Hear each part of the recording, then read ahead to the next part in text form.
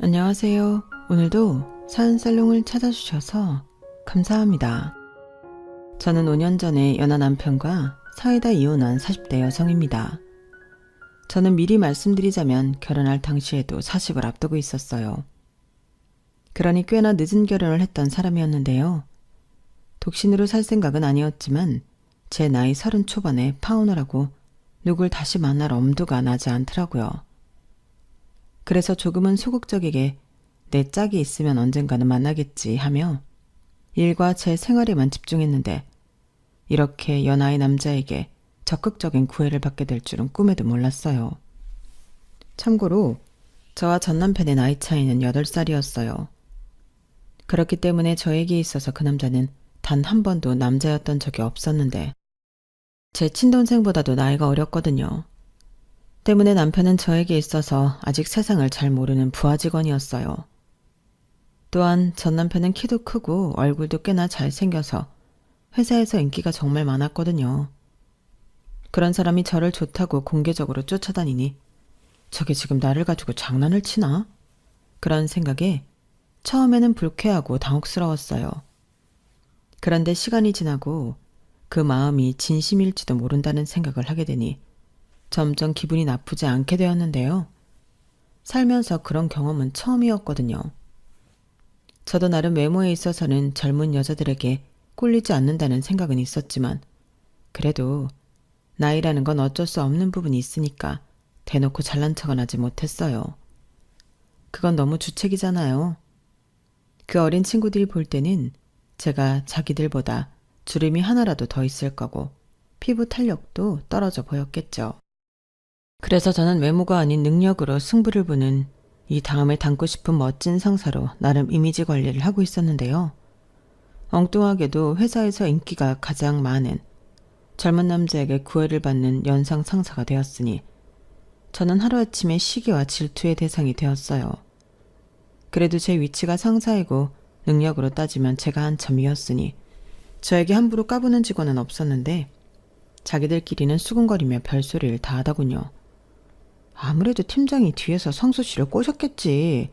자기 능력 있다고 승진시켜주겠다고 했을지도 몰라. 그래. 그리고 서 팀장네 집도 좀 산다고 하지 않았어? 부모님이 상가 건물 몇 채씩 있다며. 그런 걸로 꼬신 게 분명해. 실제로 저런 이야기를 하는 걸 듣기도 했어요. 그러니 마음 같아서는 그런 적 없거든?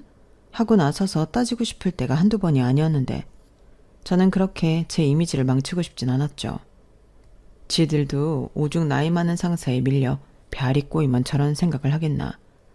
가진 자의 여유를 좀 보고 싶었는데요. 거기에 저는 그 문제에 연하남 부하 직원을 불러 단도직입적으로 물었어요.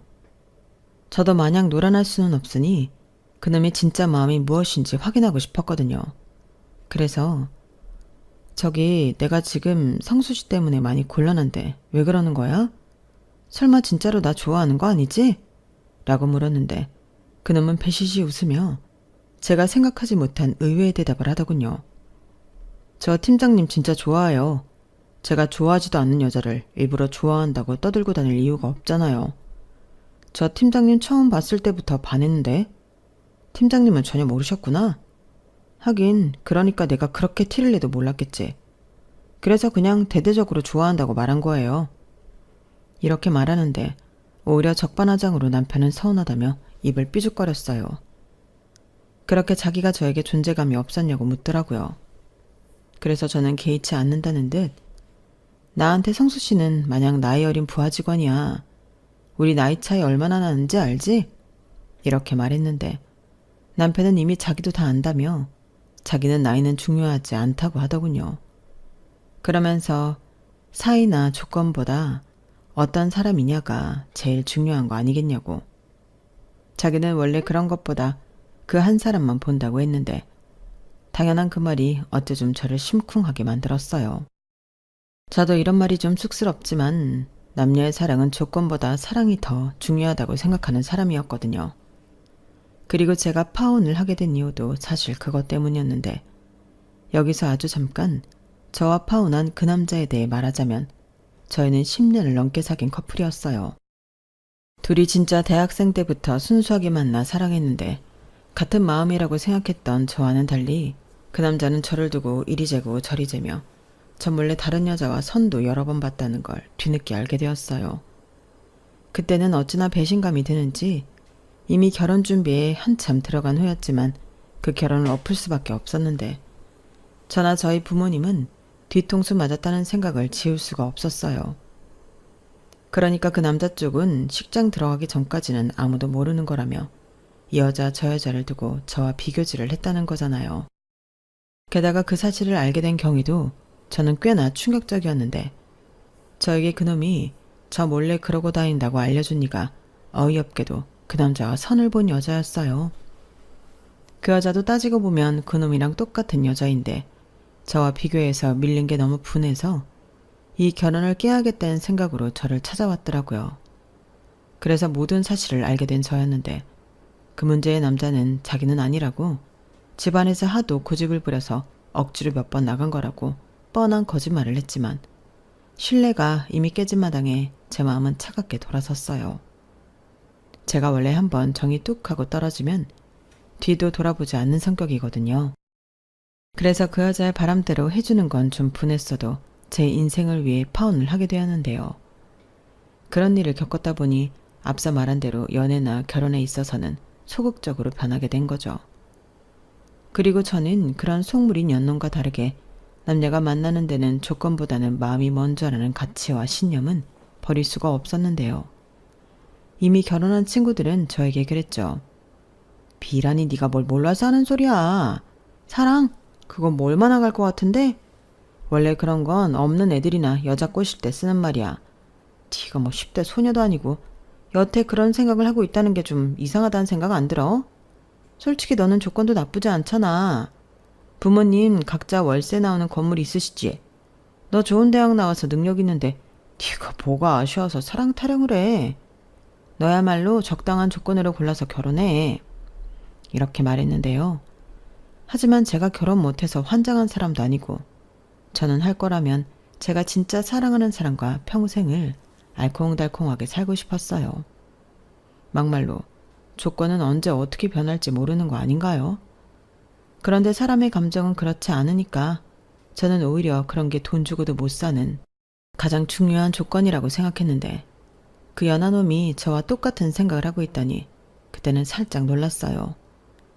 그리고 그렇게 서로 갖고 있는 생각이 동일하다는 걸 알게 된 저는 드디어 오랫동안 꼭꼭 닫고 있던 마음의 문을 열게 되었는데요. 마치 첫사랑을 하는 어린아이처럼 남편과의 데이트는 늘 설레고 재미있었어요. 배터리가 나가 꺼질 정도로 몇 시간씩 통화도 하고 굳이 그럴 필요가 없는데도 사서 고생을 하며 1박 2일 여행도 하며 전에는 생각지도 못했던 그런 연애를 했는데 시작은 더뎠지만 한번 사랑에 빠지니 제 마음은 놀랍도록 남편에게 빠지게 되었죠. 그리고 남편은 나이가 어렸어도 어린 티가 나는 사람은 아니었는데요. 듬직까지는 아니었어도 늘 여자친구인 저를 배려하고 마음을 써주는 사람이라 저는 늘 남편이랑 있는 시간이 좋았어요. 때론 큰 표현보다는 사사로운 표현이 그 사람의 마음을 움직일 때가 있는데 남편은 그런 가치를 아는 사람 같더라고요. 물론 제가 사랑하는 사람이라 그때는 눈에 콩깍지가 씌어 제 멋대로 남편은 그런 사람이라고 생각한 것도 있었겠지만 저는 그만큼 오랜만에 하는 사랑이 좋았어요. 그리고 이윽고 연애 2년이 넘어갈 때 남편이 제 나이도 있고 더 늦기 전에 결혼을 하는 게 어떻겠냐 먼저 이야기했는데 처음으로 남편이 저에게 자신 없다는 듯 근데 있잖아 혹시 실망할 것 같아서 미리 얘기하는 건데 우리 집은 자기 집처럼 그렇게 잘 살진 못해. 내가 늦둥이인데 누나랑 형은 각자 살기 바쁘고 엄마랑 아빠는 벌이가 그렇게 좋지는 않거든. 나도 매달 생활비로 50만 원씩 드리고 있고 아마 우리가 결혼한다고 해도 그 돈은 계속 들어야 할 거고 그것뿐이 아니라 우리 집에서는 전혀 금전적인 도움은 받을 수 없을 거야 라고 말했는데요. 평상시 자신감 넘치는 사람이 처음으로 제 눈치를 보며 이야기하니 마음이 좋지 않았어요. 그래서 뭐 그런 건 원래 상관없는 거 아닌가? 결혼을 한다면 그건 당사자가 결정한 일인데 애도 아니고 성인이 무슨 부모 도움을 받아. 나는 처음부터 그럴 생각은 없었어. 정말? 요즘 여자들은 다 결혼할 때 양가 도움 받고 싶어 한다고 하길래 나는 자기도 그런 생각을 가지고 있을까봐. 그야 굳이 따지자면 나는 요즘 여자는 아니잖아. 그리고 요즘 결혼하는데 돈이 많이 필요하기도 하고. 그러니 돈이 부족할 것 같으면 지원을 바랄 수도 있지. 나는 그것도 그럴 수 있다고 생각은 해. 에이, 나이가 뭐가 중요해. 자기는 다른 어떤 여자보다 매력적이고 멋있어. 그러니까 내가 한눈에 반했지. 아유, 그래. 벌써 그 얘기만 한 100번 넘게 들은 것 같다. 그래서 나도 고마워. 내 가치를 알아주는 사람이 자기라서. 그리고 나야말로 묻고 싶은데 자기 정말 나랑 결혼해도 괜찮겠어? 나는 벌써 나이가 내일 모레면 40인데 그게 뭐가 어때서? 나는 이미 벌써 40이라고 해도 자기랑 결혼할 거야. 아니, 결혼하면 애도 낳고 싶고 그러잖아. 근데 나는 지금 임신을 해도 노산이고 아마 임신 가능성도 거의 없을걸? 애는 상관없어. 나는 한 번도 아기를 낳기 위해 결혼해야 한다고 생각한 적은 없는데. 생기면 감사히 낳고 아니면 말지. 평생 함께할 짝꿍이 있는데. 나는 단칸방에 살아도 사랑하는 자기랑 살고 싶어. 진심이야. 자기 내 진심 몰라? 지금 생각하면 온몸에 닭살이 돋고 너무 끔찍한 고백이었지만 저는 남편의 그 말이 낭만적이라고 생각했어요. 그리고 그 말을 듣고 저희는 결혼을 약속했는데요. 시부모님은 당연하게도 제가 나이가 너무 많다고 결혼을 반대하셨고, 저희 부모님은 남자 쪽과 우리가 너무 경제적으로 차이가 난다고 반대까진 아니었지만 우려하셨어요. 그래서 저에게도 재차 물으셨는데 제가 괜찮다고 내가 좋아하는 사람이라고 말씀을 드리니 저희 엄마가 이렇게 말씀하셨어요. 엄마 아빠는 네가 원하면 누구든 상관없어. 엄마 아빠는 우리 딸 안목을 믿으니까. 그래, 우리 딸이 한다고 하면 하는 거지. 그래, 엄마는 응원할 거야. 이렇게 말씀하셨는데 다행히 남편이 무슨 감언이설로 부모님을 설득했는지 알 수는 없지만 시부모님 반대도 생각보다 길진 않아서 저희는 무사히 결혼식을 올릴 수 있었어요. 그리고 남편 말대로 양가 도움을 받지 않았던 저희 부부는 저희 힘으로 결혼식을 시작해 신혼집과 신혼살림까지 모두 해결했는데요. 남편이 모았다는 돈은 4천만 원 정도여서 집이나 차, 그 밖에도 큰 돈 들어가는 건 모두 제가 했죠. 그러니 당연하게도 명의가 필요한 것들은 전부 제 앞으로 하게 되었는데 남편의 돈으로는 자잘한 것들을 해결했어요. 예를 들면 이불, 커튼, 그릇 같은 걸 샀는데 시간이 지나 보니 남편 돈으로는 주로 예쁜 쓰레기를 많이 샀더라고요. 하지만 그때는 그런 것도 모르고 우리가 함께 쓸 물건이니 같이 고르고 사는 게 재미있고 행복하기만 했는데 그러면서 누가 돈을 더 많이 쓰고 덜 쓰고는 중요하지 않았죠. 그리고 맹세코 저는 해준 것 없는 시댁이라고 절대 무시하거나 만만하게 생각하지도 않았는데요. 어찌됐든 제가 사랑하는 남자를 낳아준 부모님이시고 나이 많은 며느리를 허락해 주신 감사한 분들이 저희 시부모님이셨기 때문에 저는 늘 시댁에 갈 때마다 양손 무겁게 시댁을 방문했어요. 또한 다른 며느리들처럼 차근차근 아부도 떨면서 잘 보이려 나름 노력도 했는데 그런 제 노력 때문인지 시부모님도 언제 저를 반대했었냐는 듯 저에게 잘해주셨죠. 그리고 시댁에 가면 맛있는 것도 많이 만들어주시고 저희가 집에 갈 때는 냉장고를 다 털 기세로 반찬이며 하다못해 과일까지도 모조리 싸주시기도 하셨는데 그러니 저는 이 정도 고부 사이면 어디 가서 잘 지낸다고 말할 수 있을 것 같았어요. 특히 남편은 제가 시어머니와 잘 지내는 걸 은근히 좋아했는데 자기 누나는 애교도 없고 살가운 구석이 하나도 없었다며 제가 자기 누나보다 낫다고 고마워하더라고요. 마치 제가 그 집 딸 노릇까지 하고 있는 듯 남편과 시부모님은 저를 점점 더 좋아해 주셨는데 그렇게 고마움을 느낀 남편은 저의 질세라 처가에 가면 막내 아들 노릇을 자처해서 했어요. 저희 부모님도 사위가 당신들에게 잘 보이려 그런 사회를 예뻐 하셨고요. 여기까지만 얘기하면 저는 여기에 이혼 사연이 아닌 행복한 사연을 써야 하는 사람처럼 보일 수도 있을 텐데 문제의 씨앗은 저도 모르게 차곡차곡 쌓여가고 있었고 제가 결혼하고 4년이 넘었을 무렵에 시아버님이 실직을 하면서 쌓였던 불만이 터지게 되었어요. 저희 시아버님은 말로는 사업을 크게 하셨다고 했는데 그 사업이 부도가 나면서 집 가세가 급격히 기울었고 지금의 생활에 이르게 되었다고 들었거든요. 그리고 남편 말고 다른 자식들은 행여 자기들한테 불똥이 튈까 연락을 끊다시피 했다고 했는데 그래서 시아버님은 경비 일을 하시며 가장 역할을 힘겹게 하시고 계셨어요. 거기에 시어머니도 식당 일을 하시며 살림에 보탬이 되려 했는데 아파트 입주민 대표와 무슨 트러블이 있었다고 하더니 정말 한순간에 시아버님이 실직을 하게 되었다고 집안에 비상이 걸렸더라고요.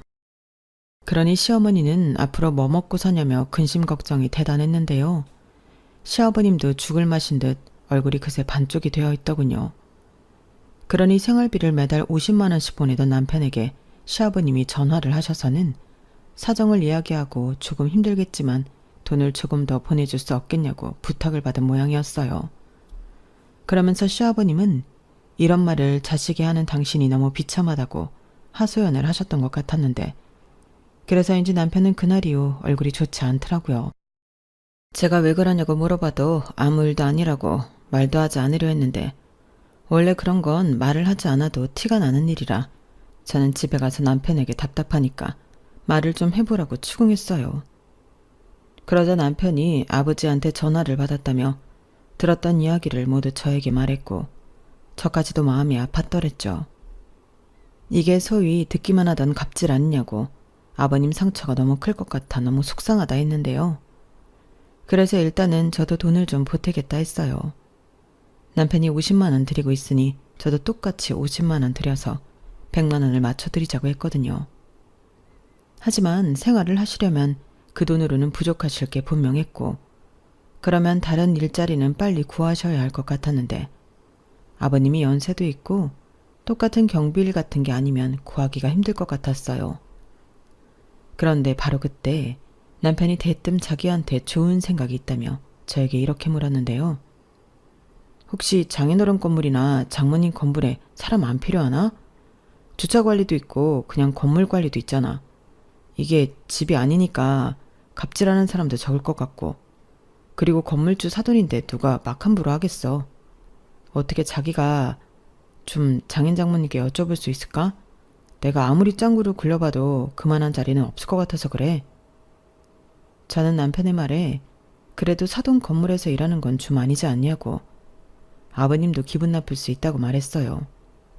그런데 남편은 지금이 찬밥 더운 밥을 가릴 때가 아니라며 아마 자리가 있다고 하면 시아버님도 좋아하실 거라고 하셨는데 그러니 일단 저더러 저희 부모님에게 물어나 보기라도 해달라고 부탁을 했어요. 그래서 일단 알겠다고 대답은 했는데 저 역시도 아무리 제 부모라고 하지만 평소 아쉬운 소리를 하고 살지 않았기 때문에 쉬운 일은 아니었어요. 하지만 상황이 급하고 한편으로는 저도 저희 부모님에게 도움을 요청하면 자리는 물론이고 급여도 신경을 써주실 것 같긴 해서 마음이 기울긴 했는데요. 남편은 생각을 해봐. 우리 장인 장모님이 갑질하시는 분도 아니고 이런 일자리야말로 철밥통이지. 그리고 우리 아버지도 사돈 건물인데 더 열심히 하지 않겠어? 그러니까 이건 서로 윈윈하는 거야. 라고 했는데 꽤나 그럴듯한 말이라 저도 넘어가고 말았죠. 대신 시아버님 자존심 상하지 않게 남편더러 의중을 한번 여쭤봐달라고 얘기했는데 다음날 시아버님은 이야기를 들었다며 당신은 무조건 오케이라고 저에게 전화를 하셨더군요.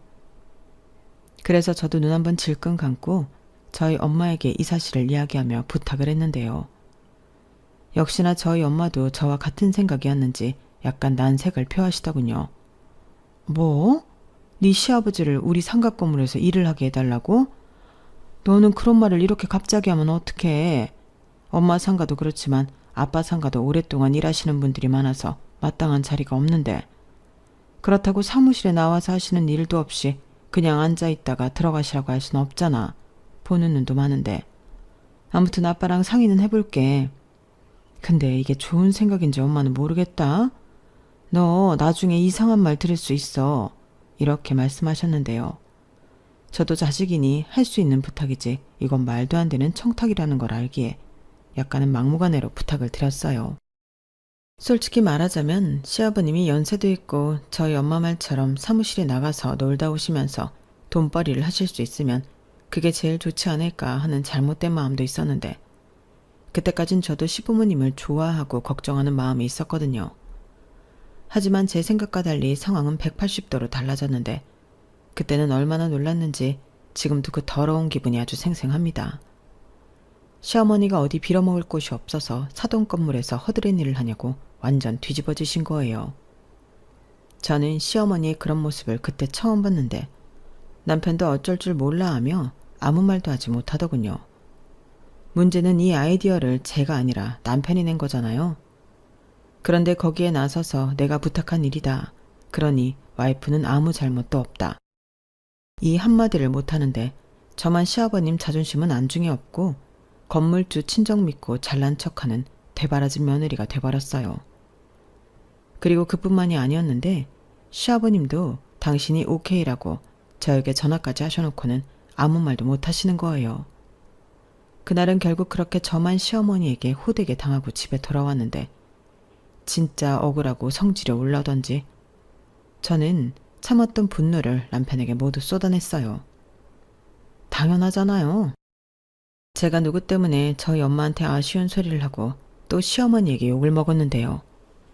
그리고 그 와중에 일이 더 커질까 시어머니에게 남편을 일러바치지 못한 저였는데, 그때는 그런 제 자신도 알아주지 않는 것 같아 남편이 미치게 원망스러웠어요. 그래서 둘만 있을 때 나는 네 놈을 위해 욕을 먹었는데 너는 나를 위해 뭘 했냐고 저는 결혼하고, 아니 연애 때도 내지 않은 화를 그때 남편에게 모두 쏟았는데요. 그러자 남편은 이제 와서 미안하다며 저를 붙잡고 싹싹 빌더군요. 그런데요, 여러분은 그거 아세요? 이미 미안하다고 하는 사람한테 화를 내봤자 열받는 사람은 화내는 사람뿐이라는 걸요. 그리고 이상하게도 남편의 말을 듣고 있으면 그럴 수도 있겠다 하고 이해가 되던 저였는데, 그때는 나란 애는 왜 이리도 이해심도 넓은지 정말 미칠 노릇이었어요. 우리 엄마가 한번 뒤집어지면 진짜 무섭거든. 자기도 아까 진짜 잘 참은 거야. 그때 괜한 소리 했으면 자기 완전 우리 엄마한테 찍혔다니까? 몰라. 나는 벌써 어머니한테 찍힌 것 같아. 이미 나를 오해하고 계시잖아. 미안해. 나도 엄마가 저렇게까지 화를 낼 줄은 몰랐지. 진짜 정말 미안해. 됐어. 미안하면 뭐해. 이미 나만 온팡 뒤집어 썼는데. 이제 어쩔 거야. 내가 죄인이야. 그래도 내가 타이밍 봐서 내가 얘기한 거라고 이실직고 할게. 엄마는 진짜 아빠 잘려서 걱정이고 하소연할 때는 언제고 왜 그렇게 오바라는 거야. 사돈 건물이면 뭐가 어때? 사돈 건물이니까 더 좋은 거지. 설마 사돈인데 쉽게 자르실 거야? 그리고 일도 고된 일은 안 키실 거고 돈은 좀 더 신경 써서 주실 텐데 엄마는 진짜 하나만 알고 둘을 몰라. 저는 남편의 말을 듣고 기분이 이상했어요. 저 역시 다른 사람도 아니고 우리 시아버님이신데 우리 부모님이 좀 신경 써주시면 좋겠다 하는 마음은 있었지만 이 인간도 순수한 마음에 부탁한 게 아닌 것 같아 좀 당황스럽더라고요. 그래서 이 일은 이제 다시는 언급하지 말라고 남편한테 화를 내며 못을 박았는데, 문제는 다음날 시아버님이 자기는 여전히 저희 부모님 상가에 자리가 나면 아무 일이나 하고 싶다고 말씀을 하셨다는 거였어요. 아니, 당일에는 자기 마누라 앞에서 한마디도 못한 양반이 뒷수습을 누구더라라고 저렇게 나오시는 걸까요? 저는 난감할 수밖에 없었고 시아버님에게 저는 시어머니의 허락을 받아오시지 않으면 어렵다고 말씀드렸어요. 그러자 시아버님은 그건 안 된다고 하셨는데 당신 생각에는 시어머니 몰래 일을 하는 것도 좋은 방법일 것 같다고 하셨어요. 적당한 곳에 취직했다고 거짓말을 하면 시어머니도 모를 거라나요? 그러시면서 이건 저와 남편 그리고 본인만 아는 비밀로 하자 하시는데 저는 그렇게는 어려울 것 같다고 조심스럽게 말씀드렸어요. 가뜩이나 며느리가 시부모를 무시해서 그런 일자리나 주며 동정하려 했다고 기분 나빠하시는 시어머니를 속이는 일 따윈 하고 싶지 않다고 말씀드렸어요. 그러니 아버님도 포기하시라 말씀드렸는데 시아버님은 당신 좀 제발 살려달라고 가족들에게도 말하지 못한 사정이 있다 하셨어요. 내가 말이야, 여기저기 조금씩 돈 빌린 곳이 있어. 큰 돈은 아닌데 그래도 이게 지인한테 빌린 돈이라 안 갚으면 큰일 나거든. 그리고 나이 먹어서 하는 경비 일에는 4대 보험이 없어서 실업급여도 안 나와. 그러니 돈 갚을 길이 전혀 없는데 아가, 내가 이렇게 부탁하마, 어? 저런 말을 저 혼자 듣고 있는데 솔직히 어떻게 해야 할지 판단이 되지 않았어요.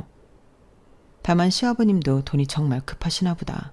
이 마음은 있긴 했는데 아무리 그래도 시어머니가 저리 싫어하는데 그걸 무릅쓰고 시아버님의 부탁을 들어드리기는 겁이 나더라고요. 그래서 생각할 시간을 좀 달라고 말씀드리고 남편에게 상의하기로 했는데 내심 속으로 정 어쩔 수 없으면 시아버님 빚은 우리 부부가 대신 갚아드려야 하지 않을까 그런 생각을 했었더랬어요. 그런데 사람 마음이 또 그렇잖아요. 시아버님을 못 믿어서가 아니라 그렇게 남의 손으로 코를 풀면 또 쉽게 똑같은 일을 반복할 것 같았는데 계속 그런 식으로 시아버님의 비상금 주머니가 되고 싶은 마음은 없었거든요. 그래서 빚을 대신 갚아드리는 건 최후의 수단으로 일단 보류하던 저였는데요. 그렇게 기약 없는 시간이 지나가자 어느 날 갑자기 예고도 없이 시어머님이 저희 집에 쳐들어오셨어요. 그야말로 그 기세와 눈빛은 쳐들어왔다는 표현이 딱이었는데 곧이어 혼자 오실 줄 알았던 시어머니 뒤에 시아버님의 모습이 보이더라고요. 저는 속으로 빚이 있는 걸 들키셨나? 살짝 걱정이 되었는데 느닷없이 시어머니는 이번에도 애먼 저만 잡으려 하셨어요. 순간 쎄한 기분이 들었던 저는 이번에도 똑같은 일은 당하지 않겠다 생각하고 있었는데 모두 여기 와서 앉아봐 하시는 소리에 남편이 도살장에 끌려가는 소처럼 자리에 앉더군요. 그리고 그때 알았어요. 시아버님의 빚을 남편이 대신 갚아줬더라고요. 그리고 기가 막히게도 빚을 갚던 날 시아버님은 또 돈을 빌리셨는데 그걸 시어머니에게 들킨 거였어요. 그러면서 시아버님은 이게 다 당신이 수입이 없어 벌어진 일이라고 변명을 하신 듯 했는데 갑자기 저희 부부를 닥달하러 오셨더라고요.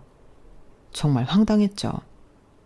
저희 부부는 지은 죄도 없는데 왜 이렇게까지 해야 하나 그때는 짜증이 나기도 했는데요. 일단 아무리 아들 집이라고 해도 연락은 주셔야 하는 게 맞는데 당신 기분 나쁘다고 쳐들어오신 것부터 저는 마음에 들지 않았어요. 어머님 아버님 그런데요. 아무리 급해도 연락은 좀 하고 오시지. 저희 깜짝 놀랐어요. 어머? 너 말 서운하게 한다? 우리가 못 올 곳에 왔니? 아무리 여기가 네 집이라고 해도 내 아들이랑 같이 사는 내 아들 집이야. 그렇게 말하면 안 되지. 그런 게 아니라 연락은 주고 오실 수 있지 않나 해서 말씀드리는 거예요. 입장 바꿔서 제가 그렇게 불쑥 어머님 댁에 가면 어머님도 놀라지 않으시겠어요? 오냐? 너 말 잘했다. 그래서 내가 참다 여기까지 온 거야. 나 그렇게 경우 없는 시어머니 아니거든. 근데 내가 얼마나 서운하면 여기까지 분해서 왔겠니? 네가 지금 내 심정을 알아? 엄마 무슨 소리야. 또 왜 그러는데? 아버지 빚 내가 갚았잖아. 그럼 뭐해 이놈아. 근본이 해결이 안 됐잖아. 그리고 너는 네 처한테 그렇게 찍소리도 못하고 사냐? 아무리 나이가 네가 어려도 네가 가장이고 서방인데 어찌 그러고 살아. 그리고 며느리 너는 내가 그렇게 표현을 했으면 생각이라는 걸 좀 해야지. 너는 시아버지가 백수가 됐다는데 걱정도 안 돼? 네? 아니 어머니 그건 그때 제가 아버님 걱정돼서 저희 부모님 건물에 일자리 알아봐 드린다고 했는데 어머님이 싫다고 하셨잖아요. 그래 거긴 안 되지. 내 말은 너의 그 차별하는 마음이 너무 서운하다는 거야. 너 내가 말은 안 했지만 서운한 일이 어디 한두 번이었는지 아니? 너 정말 그러는 거 아니다. 내가 정말 서러워서 생각하면 눈물이 또 나는데. 어머니 저는 도무지 무슨 말씀을 하시는 건지 모르겠어요. 빙빙 돌리지 마시고 그렇게 말씀하세요. 그래야 저도 알고 고치죠. 너 말이야. 전에 네 부모랑 독일인지 프랑스인지 어디 다녀왔지? 그래놓고 우리랑은 어디 갔냐? 꼴랑 제주도 갔잖아. 그것도 2박 3일. 지는 지 부모랑 보름 동안 다녀왔으면서. 그리고 말이 나와 하는 소린데 너는 네 부모랑 고급 레스토랑 다닌다면서. 그런데 어째 우리랑은 그 흔한 패밀리 레스토랑도 안 가냐? 나도 칼질할 줄 알아. 저는 시어머니가 갑자기 쏟아내는 서운하다는 일들에 대해 황당함을 금하지 못했어요. 그게 저희 부모님이 숯불에 고기 구워 먹는 걸 별로 좋아하지 않으시거든요. 특히 저희 엄마는 맥주보다는 와인을 좀 좋아하시는 분이라 레스토랑에 가는 일이 많았던 건 사실이었는데, 여기서 가장 중요한 건데 제가 저희 부모님을 모시고 간 적은 결혼한 거 단 한 번도 없었다는 거였어요. 그러니까 저희 부모님이 같이 가자고 해서 따라가서 얻어먹고 온 게 다였는데, 그걸 어떻게 아시고 서운하다고 하시는 건지 저는 놀랄 노자였어요. 그리고 친정 가족과 독일에 다녀온 것도 저희 부모님이 가시는데, 두 분만 가시기 좀 무섭다고 같이 가자고 해서 저랑 남편은 몸만 따라간 여행이었는데요. 그때는 시부모님에게 모두 다 말씀드리고 다녀온 여행이었어요. 그런데 어쩐지 좀 서운해하실 것 같아 저희 경비로 시부모님과 제주도에 다녀온 건데, 그때는 참 좋다, 얘들아 고맙다, 이렇게 말씀하셨으면서 속으로는 저렇게 다른 마음을 갖고 계셨다니 솔직히 소름이 끼쳤는데요. 겉과 속이 다른 사람이란 생각에 괜히 오싹해지더라고요. 그리고 앞서 말한 레스토랑 건은 범인이 예상한 대로 남편이었고, 맛있게 음식 잘 얻어먹었으면 가만히 나 있지 자기 엄마한테 가서 입방정을 왜 떨었는지 저는 남편을 한껏 노려봤어요. 그러자 남편은 나는 나중에 엄마 생일이나 특별한 날에 모시고 가려고 얘기했던 건데 하며 저와 시어머니 사이를 어쩔 줄 몰라 했는데, 또 저만 억울한 일이 벌어졌죠. 나는 말이다, 뭐가 됐든 네가 네 친정이랑 우리를 차별하는 것 같아 기분 나쁘다 이거야. 어머니, 죄송하지만 그렇게 말씀하시면 저도 서운해요. 레스토랑 거는 정말 몰랐고요. 친정 부모님이랑 다녀온 여행은 어머니도 다녀오라고 하셨잖아요. 그래서 저희 엄마가 면세점에서 어머니 가방도 일부러 비싼 거 사서 보내드렸고요. 그래, 그 가방 지금도 아주 잘 쓰고 있다. 근데 너도 생각을 좀 해봐라. 그럼 거기에 내가 샘나니까 가지 말라고 했겠니? 그건 그럴 수가 없지. 근데 왜 우리는 유럽이 아니고 제주도냐? 나도 며느리 덕에 유럽 여행 다녀오고 싶었다. 왜? 우리는 유럽 가기엔 촌스러워서 제주도 가자고 했니? 네? 아니 그거야, 저희가 두 분을 모시고 유럽에 다녀올 정도로 돈이 있는 게 아니라서 그랬죠. 웃기지 마. 네가 돈이 없다고? 너 건물주 딸 아니니? 연봉도 우리 아들보다 훨씬 높고 이 집도 네 거잖아. 그건 맞지만 진짜 현금은 없어요. 유럽 여행도 이 많은 인원이 다 가려면 몇 천만 원인데 그런 여유 자금이 있지 않죠. 아무튼 난 그런 게 기분이 나빴다 이 소리야. 저는 시어머니 말에 더는 빈정이 상해 아무 말도 하고 싶지 않았어요. 겉으로는 그동안 얼마나 많은 걸 비교하고 마음에 쌓아놓으셨을까, 무서운 사람이라는 생각밖에는 들지 않았는데요. 정작 저희 집에 갑자기 쳐들어오신 용건은 그게 아니더군요. 그때는 저도 설마 하고 예측이 되긴 했는데, 역시나 시아버님이 실직하게 되었으니 이참에 그냥 생활비를 넉넉히 매달 달라는 말씀을 하고 싶으셨나 보더라고요. 그것도 무려 매달 300만 원씩 달라고 하셨는데, 당신도 이젠 식당 일이 힘들어 못 하신다고 이젠 돈 많은 며느리 덕 좀 보고 살고 싶다 하셨어요. 아니 300만 원이 누구 집 강아지 이름인가요? 그리고 그 말을 하기 위해서 앞에 레스토랑이니 여행이니 자기 서운하다 밑밥을 까셨던 건데, 순간 나를 정말 무슨 돈 많은 호구로 하나? 오랜만에 어른 앞에서 성깔이 올라오더라고요.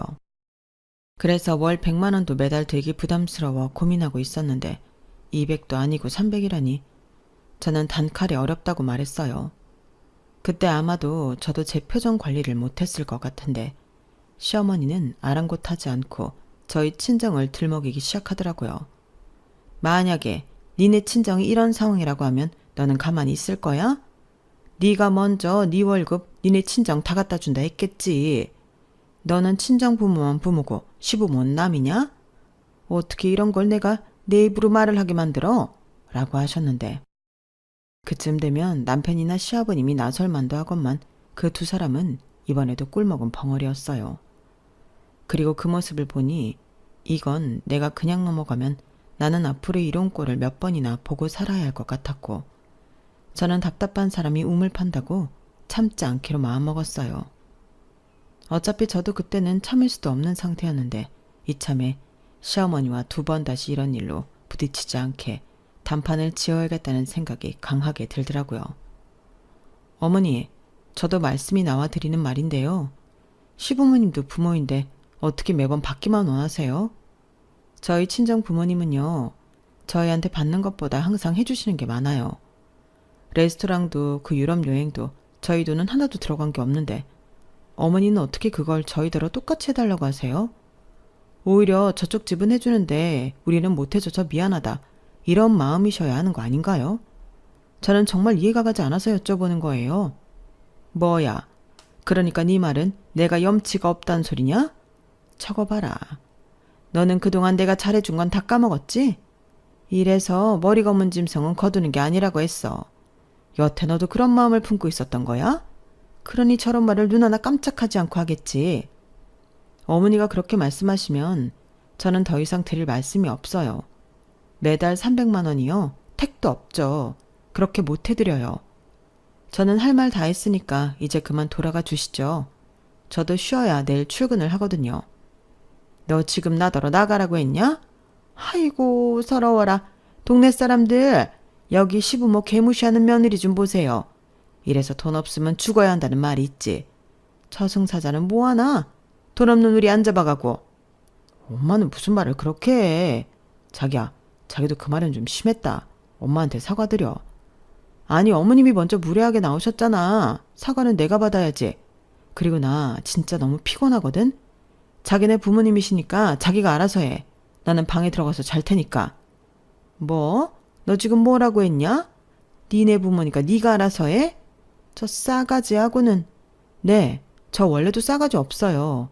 그래도 시부모님이셔서 잘해드리려고 노력 많이 했는데 지금 보니까 그럴 필요가 없었네요. 그러니 앞으로도 제 싸가지는 기대하지 마세요. 뭐야? 야, 너 거기 안 서? 저는 그렇게 말하고 시어머니가 고함을 지르던 말던 신경 쓰지 않고 안방으로 들어갔어요. 그러자 방문 너머 시어머니의 쩌렁쩌렁한 목소리가 들렸는데 저는 눈 하나 깜짝하지 않고 눈을 감았어요. 솔직히 잠은 오지 않았지만 속에서는 천불이 끓어 넘치는 걸 참고 있었거든요. 그런데 시부모님이 가셨는지 남편이 방에 들어와서는 저더러 이야기 좀 하자고 거칠게 저를 잡아 끄는데 그 거친 손길에 짜증이 난 저는 신경질적으로 남편을 밀쳤어요. 그러자 남편이 아이씨 하고 큰 소리를 냈고 이게 소위 말하는 몸싸움인가 싶었죠. 정말 몸이 부딪히니까 참았던 감정이 욱 하고 올라오더라고요. 그리고 남편도 저와 같았는지 이렇게 말했는데 그때 저는 저희의 결혼 생활의 끝을 보게 되었죠. 나도 우리 엄마가 지나쳤다는 거 인정해. 근데 말이야 자기도 그러는 건 아니지. 사람을 무시해도 유분수지. 어떻게 시어머니한테 그래? 서운하다고 말하는 사람한테 그게 왜 서운하냐고 말하는 꼴이잖아. 나도 그땐 자기한테 서운했어. 그냥 빈말이라도 죄송하다고 하면 될 일인데. 그리고 내가 아들이라 그러는 게 아니라 나는 우리 엄마 마음 충분히 이해할 수 있어. 근데 자기는 아니야. 이해하긴 뭘 이해해. 그럼 매달 300만 원씩 드리자는 거야? 근데 나도 진짜 이해하고 싶은데 이해가 안 돼서 그래. 우리 엄마 아빠는 우리한테 뭘 해달라고 한 적이 없잖아. 내가 만약에 자기 엄마 말처럼 내 부모라고 내가 챙기다 걸려서 서운하다는 소리 들었으면 죄송하다고 해. 근데 이건 억울해도 너무 억울하지. 이해는 무슨. 생각을 해봐. 자기 부모님은 집도 좋은 데 사시고 전부 좋은 것만 살림살이로 들어놓고 사시잖아. 그것뿐이야? 좋은 차 타고 좋은 곳만 다니시지? 비싼 것도 개의치 않고 다 사시는데. 그걸 옆에서 보는 우리 엄마 아빠 마음은 어떨 것 같아? 말은 안 해도 엄청 자존심 상하고 그랬겠지. 말은 안 해도. 황당하다. 이제 와서 그런 얘기를 왜 하는 거야? 양가 형편 차이 나는 거 모르고 결혼했어? 친정은 친정이고 시댁은 시댁이지. 내가 언제 정말 누가 더 잘 사나 따지면서 양가 차별 대접했니? 왜 이제 와서 그래? 그리고 이런 말까지 하고 싶지 않은데 어머님도 그래. 왜 우리 친정이랑 당신을 비교하셔서 서운하다 이 난리신 건데?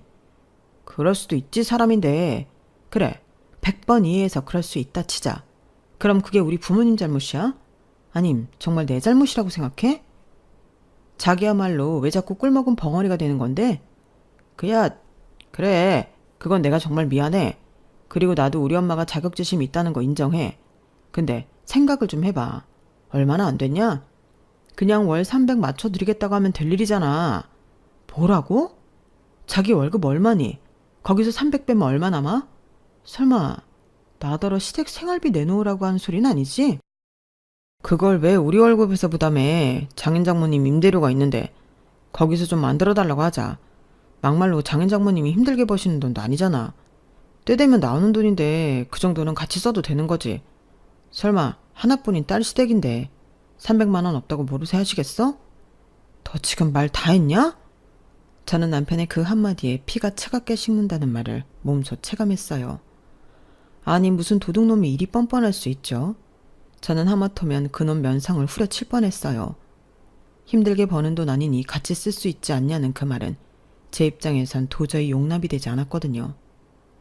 그래서 저는 더 할 말 없으니 너는 짐 싸서 당장 니네 집에 가라 했는데 그러자 그놈은 인상이 팍 쓰여지더니 저더러 갑질하냐며 불같이 화를 냈는데 자기가 그러면 제가 겁을 먹을 줄 알았나 봐요.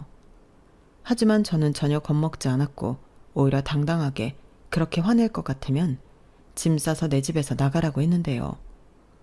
갑질이란 소리를 들었으니 그냥 저도 저 하고 싶은 대로 해도 된다는 생각이 들었어요. 그러면서 나는 이렇게 대놓고 처가덕을 바라는 놈이랑 더는 살고 싶지 않다고 제 감정에 대한 설명도 해줬는데 꼴에 자존심이 상했는지 남편은 저를 한참 동안 노려보더니 자기 짐을 대충 싸서는 저 보란듯이 집을 나가더군요. 그리고는 나중에 자기도 자존심 버리고 한 얘기였는데 제가 자기랑 자기 집을 무시했다며 저를 사회적으로 매장하려 했는데요. 정말 웃기지도 않고 소름이 돋았어요. 똥이 똥을 낳는다고 아들이라는 놈도 똑같이 염치가 없더라고요. 왜 호의가 계속되면 권리인 줄 안다는 명언이 있죠. 어쩜 그 말이 그렇게 딱 어울릴 수가 없었는데 그래놓고는 저를 사람보다 돈이 먼저인 사람이었다며 지 멋대로 떠들고 다녔다는 사실을 알게 되었어요. 사람이 얼마나 비겁하면 뒤에서 그렇게 수작질을 할 수 있을까. 그때는 이혼 전이라 더 제 마음이 좋지 않았는데 여기서 돈에 환장한 사람이 정녕 저인가요? 저는 그렇게 생각하지 않았어요. 당연하죠. 자기 돈도 아닌데 그 돈을 뻔뻔하게 유혹하는 사람이 더 환장한 사람 아니겠어요? 그래서 눈에는 눈, 이에는 이, 그놈이 하는 방식 그대로 돌려주기로 했는데요. 사람들은 어째 제 말을 더 흥미진진하게 듣더군요.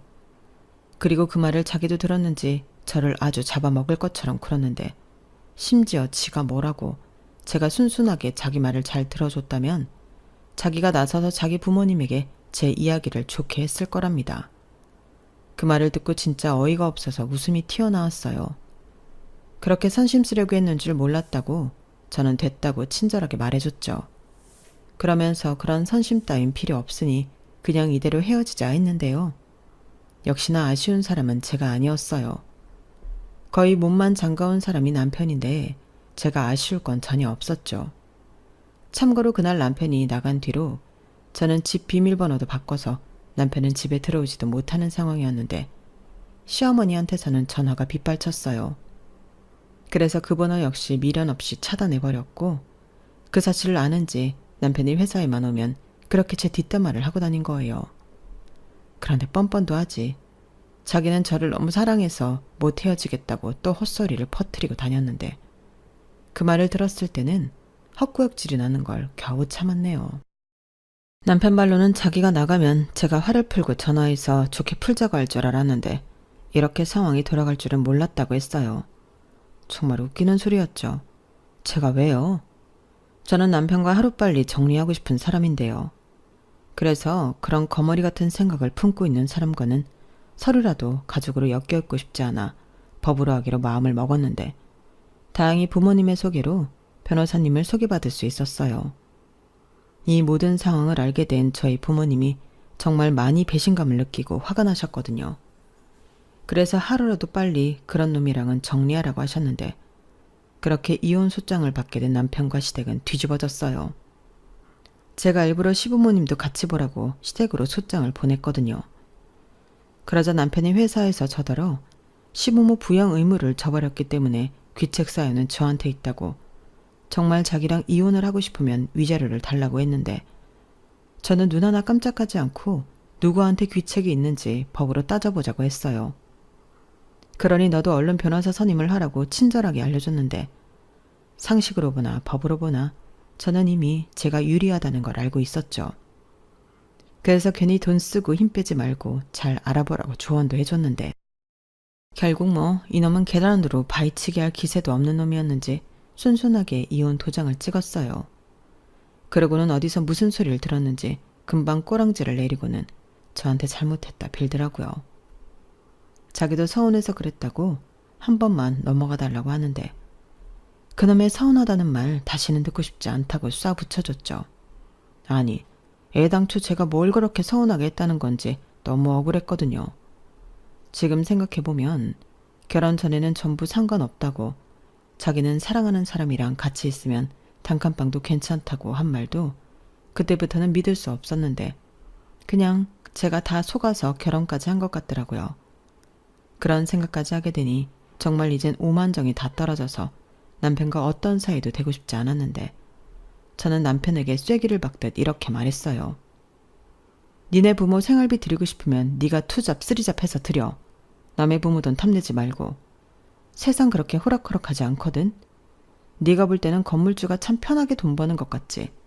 그 사람들이 어떤 노력을 하고 거기까지 갔는지 또 어떤 어려움을 겪으면서 건물주를 하고 있는 건지 그런 건 하나도 모르잖아.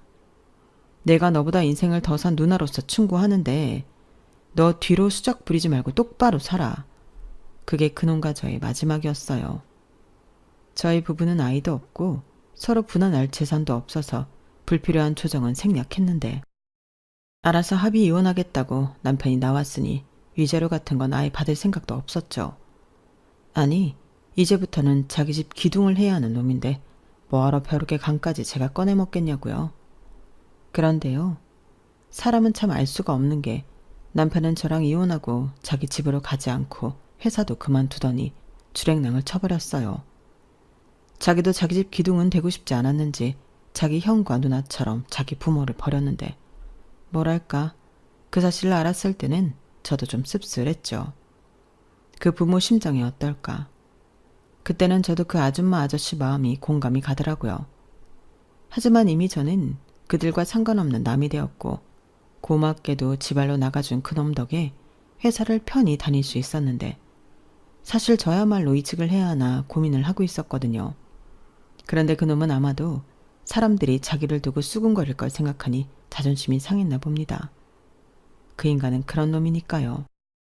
아닌 척했어도 자격지심 쩔고 자존감은 낮은데 자존심만 센 그런 놈인 줄 진작에 알았다면 결혼까지는 하지도 않았을 텐데 지나간 일이지만 지금도 유감스러운 마음은 어쩔 수 없더라고요. 다만 지난날의 깨달음이 있으니 앞으로는 똑같은 실수를 하지 않기로 제 자신과 약속했는데 이제부터는 그 사람을 더 정확하게 알기 위해 전에는 함부로 마음을 주는 일은 없도록 할 생각입니다. 이미 나이도 많고 새로운 사람을 만나 연애를 하기보단 그저 성별 상관없이 함께 나이 들 수 있는 싱글 친구나 있으면 더할 나위 없이 좋을 것 같은데 글쎄요, 그런 인연을 제가 만날 수 있을까요? 부디 저와 비슷한 생각을 가지고 있는 사람이 있다면 언제고 내 인생에 나타나주길 소망하며 저는 이만 마지막 인사를 드려야 할 것 같습니다. 지금까지 제 이혼 사연이었고요. 제 사연 끝까지 함께 해주셔서 대단히 감사드려요. 그럼 여러분들은 사람한테 뒤통수 맞는 일 따윈 평생 없길 바라며 오늘 하루도 즐거운 날 되시길 바라겠습니다. 고맙습니다. 여러분, 사연 댓글에 응원과 현명한 조언 부탁드려요. 좋아요와 구독은 저에게 큰 힘이 됩니다. 오늘도 좋은 하루 되세요.